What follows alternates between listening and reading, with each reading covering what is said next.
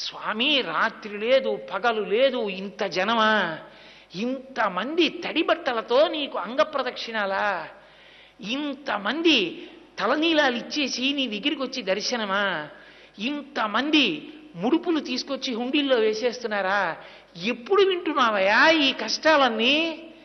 కళ్ళందుకే ఇలా నామాలు పెట్టేసుకుని నిద్రాముద్రాం నిఖిల జగతి రక్షణే జాగరూకం అని దక్షిణాయనంలో పడుకున్నవాడు ఆంతరంగంలోకి చూసినట్టు వచ్చే వాళ్ళ మనస్సులు చూస్తాడు.